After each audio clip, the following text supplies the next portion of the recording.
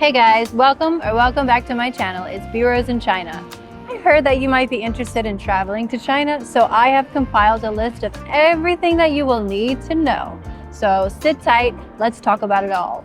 The first two things you need, passport and possibly a visa.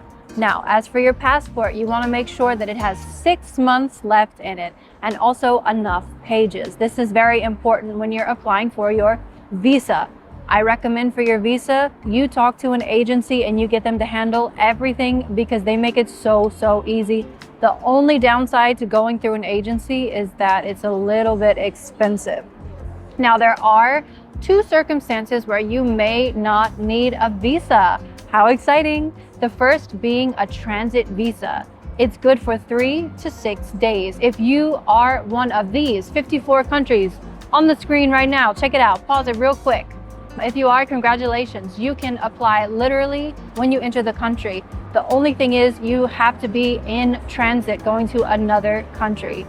The next one is very exciting. The government has opened a trial until November 30th of 2024 for these 12 countries on the screen. Congratulations if you are one of them. You can stay for 15 days visa free. But here's my advice. I recommend no matter what, you still get the visa because you can get a 10-year multi-entry visa. You can hop in and hop out whenever you please, which is so convenient. Now, how are you going to pay for things? You have two options, mobile payments or cash. I personally recommend mobile payments. It's how everyone pays for everything in China. You're going to need one of two apps, either WeChat or Alipay. I'll talk about those more later. If you feel uncomfortable with this or you just don't want to do it, you like cash more, you can get some cash. So how do you get RMB? So you can go to your own bank. Before you go, I recommend like a month in advance. This is what I did when I first came to China and I got like $200 worth of RMB. Now, you can also get money at the airport at an exchange counter, but I do not recommend this because the fees are very high. They're going to rip you off.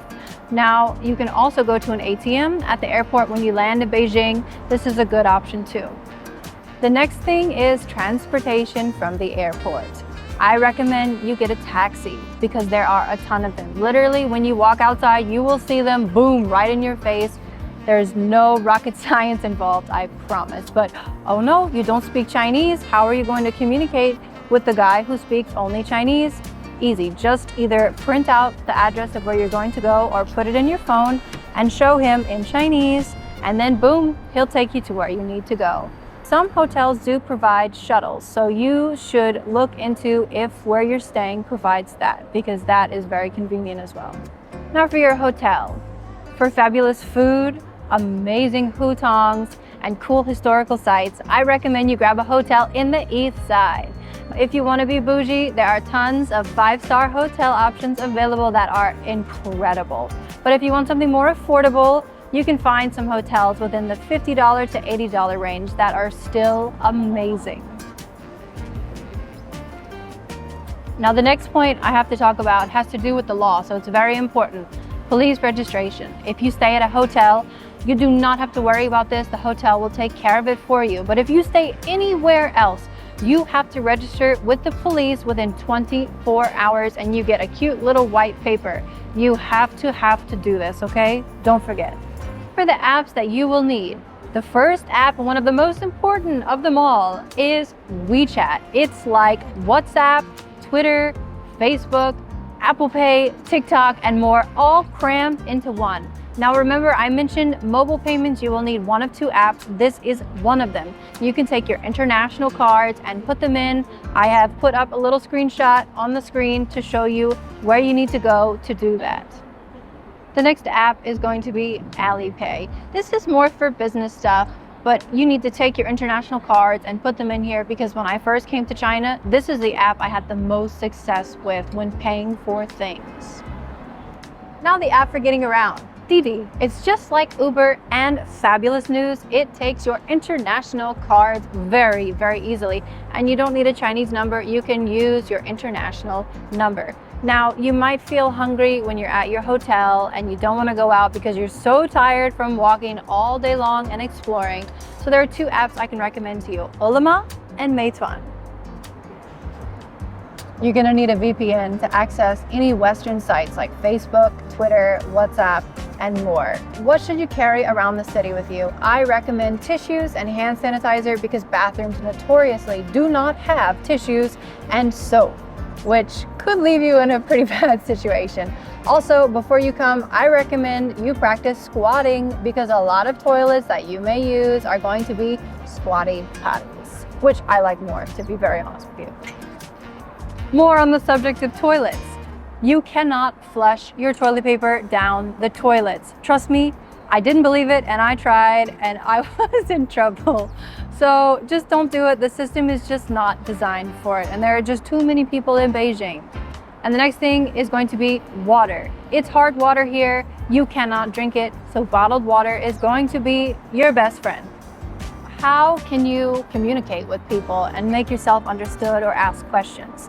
Google Translate is fabulous, but it doesn't work in China without a VPN. So you can download Microsoft's translator app and it even works offline, which is fabulous. You can search for others if you want to try, you go for it. But I'm going to do you a huge solid if you really want to flex the Chinese that you know. I'm going to teach you a few useful phrases.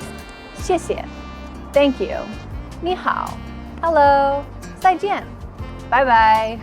不要, 不要. I don't want it or this. 这个, this. Many menus in China have pictures on them, so all you need to do is point and say 这个, 这个, 这个. Perfect. 你可以帮我吗? Can you help me? 你有没有咖啡? Do you have coffee?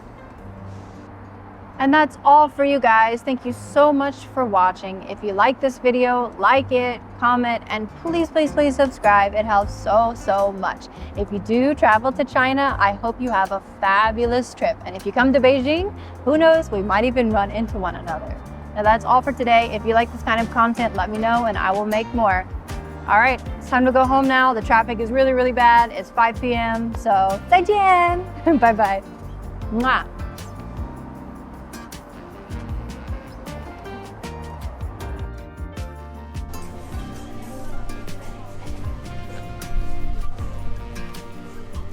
Bye. Head on out. I'll see you soon. See ya.